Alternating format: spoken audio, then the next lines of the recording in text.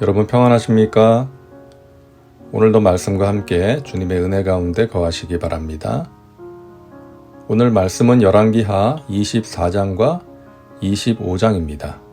이제 오늘로 열왕기하 말씀을 마치도록 하겠습니다. 말씀 개요입니다. 24장은 유다의 왕 여호야김과 여호야긴 그리고 시드기야의 통치 행적을 서술하고 있고요. 25장은 남왕국 유다가 바벨론에 의해 멸망당하는 내용입니다. 말씀 묵상입니다. 남왕국 유다의 왕 여호야김은 애굽을 누르고 강대국으로 부상한 바벨론을 섬기다가 돌아서서 배반합니다. 이는 하나님께서 선지자들을 통해 하신 말씀처럼 바벨론에 의해 유다가 멸망당하게 되는 시작이었죠. 3절과 4절입니다. 이 일이 유다에 임함은 곧 야훼의 말씀대로 그들을 자기 앞에서 물리치고자 하심이니 이는 므낫세에 지은 모든 죄 때문이며 또 그가 무죄한 자의 피를 흘려 그의 피가 예루살렘에 가득하게 하였음이라. 야훼께서 사하시기를 즐겨하지 아니하시니라. 하나님께서 유다의 죄에 대해서 진노하사 유다가 바벨론에 의해 멸망당하게 될 것이라는 말씀은 이사야, 예레미야, 미가, 하박국 등 여러 선지자들에 의해 예언된 내용이었습니다.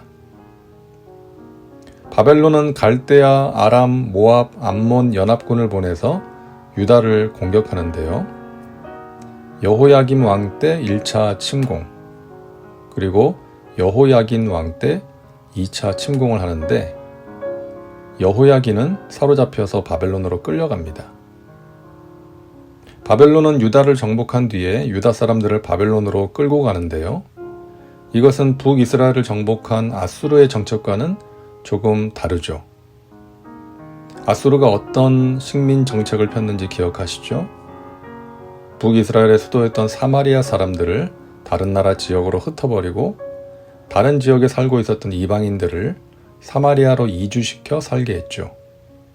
쌍방향 이주 정책이었습니다. 식민지의 백성들이 단합하는 것을 막기 위해 섞어버린 것이죠. 그 결과 사마리아 사람들은 혼혈이 되어서 나중에 유대인들로부터 멸시를 당하고 배척을 당하게 되었던 것이죠. 자, 남유다를 정복한 바벨론은 유다의 사람들을 바벨론으로 끌고 갑니다. 특히 지도층에 있는 사람, 싸움에 나갈 만한 사람, 똑똑한 사람, 전도 유망한 젊은이들을 끌고 갑니다. 그런 사람들이 남아있으면 백성들을 이끌어서 독립을 꿈꿀 수 있으니까, 자신들에게 위협이 될 수 있으니까 아예 그것을 차단시켜버린 것이죠. 그리고 유다의 인재들을 바벨론으로 끌고 가서 바벨론을 위해 일하게 만들기 위한 정책이었습니다. 바벨론은 유다의 왕 여호야긴을 바벨론으로 끌고 가고 그의 숙부인 시드기야를 왕으로 세웁니다. 그런데 바벨론에 의해 세워진 왕 시드기야는 바벨론을 배반합니다. 바벨론은 분노했겠죠? 자신들이 세운 왕이 자신들을 배반했으니까요. 그래서 바벨론의 왕 느부갓네살은 모든 군대를 거느리고 유다를 침공하여 정복합니다. 그리고 시드기야가 보는 앞에서 그의 아들들을 죽이고 시드기야의 두 눈을 빼고 사슬로 결박하여 바벨론으로 끌고 갑니다. 그리고 성전과 왕궁을 불태우고 성전에 있던 각종 성물들을 전리품으로 가져갑니다. 성전이 이방인들의 손에 의해 무너졌다는 것은 유다 사람들에게는 충격적인 사건이었습니다. 그들에게 있어서 성전은 하나님께서 거하시는 곳이었기 때문이었죠. 우리에게는 성전이 있기 때문에 우리는 무너지지 않을 것이라는 희망을 가지고 있었지만 하나님께서는 이스라엘과 유다의 죄악으로 인해 성전도 버리신 것입니다. 우리는 이 사실을 통해 깨닫게 됩니다.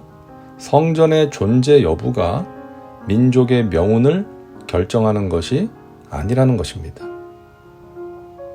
백성들이 하나님을 제대로 섬기고 있느냐, 하나님과의 바른 관계 속에서 살고 있느냐가 중요하다는 것이죠. 대한민국에 교회가 몇 개가 있고 믿는 자들이 몇 명이 있다, 이게 중요한 것이 아니라 믿는 자들과 교회가 하나님 앞에서 바로 서 있는가가 중요하다는 것이죠. 그렇지 않으면 예배당이 전국 각처에 있고 교회를 다니는 사람의 수가 많다 할지라도 세상을 변화시키는 능력으로 설 수가 없는 것이고, 이스라엘과 유다가 그랬던 것처럼 믿지 않는 사람들로부터 수치와 조롱을 당할 수 있는 것입니다. 한편 우리가 주목해야 할 것은 열왕기서의 마지막 부분입니다. 열왕기서의 마지막은 바벨론으로 끌려갔던 여호야긴의 사면 복권으로 마무리됩니다. 25장 27절입니다. 유다의 왕 여호야긴이 사로잡혀 간 지 37년, 곧 바벨론의 왕 에웰무로닥이 즉위한 원년 12월 그달 27일에 유다의 왕 여호야긴을 옥에서 내놓아 그 머리를 들게 하고, 이렇게 열왕기서의 마지막이 여호야긴 왕의 회복으로 끝나는 것은 그가 다윗의 후손이라는 것과 연결해서 생각할 필요가 있습니다. 사무엘하 7장에서 말씀하신 다윗의 나라와 왕조는 영원히 보존되고 견고할 것이라는 하나님의 약속이 메아리치고 있는 것이죠.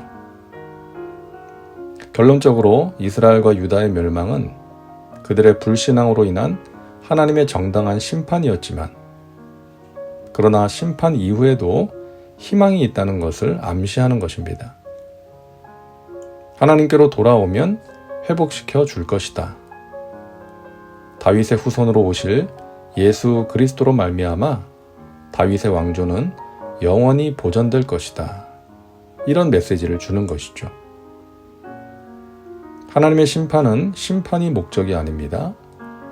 택하신 백성이 죄에서 돌이키고 하나님께로 돌아오기를 원하시는 것이죠. 죄에서 돌이키면 회복시켜 주십니다. 이것이 하나님의 선하심과 신실하심입니다. 다음은 말씀 적용입니다. 오늘 말씀을 통해 당신에게 주시는 메시지는 무엇입니까? 당신 자신과 삶에 구체적으로 적용하시기 바랍니다. 이제 기도합니다. 사랑과 은혜가 풍성하신 하나님, 오늘도 말씀과 함께 살게 하시니 감사합니다. 죄로 인해 멸망당한 유다를 보면서 우리에게 주시는 하나님의 메시지를 깨닫습니다. 이 땅에 세우신 교회와 믿음의 백성들이 하나님 앞에 바로 서기를 원합니다. 세상의 가치관에 휩쓸리지 않고 하나님 나라의 가치관을 따라 살게 하여 주옵소서. 영적으로 깨어나게 하시고 죄에서 돌이키게 하셔서 세상의 빛과 소금의 사명을 감당하기에 부족함이 없게 하옵소서. 세상의 조롱거리가 되지 않고 선한 영향을 끼치게 하옵소서. 예수님의 이름으로 기도하옵나이다. 아멘. 오늘도 말씀과 함께 은혜 가운데 거하시기 바랍니다. 여러분 사랑하고 축복합니다.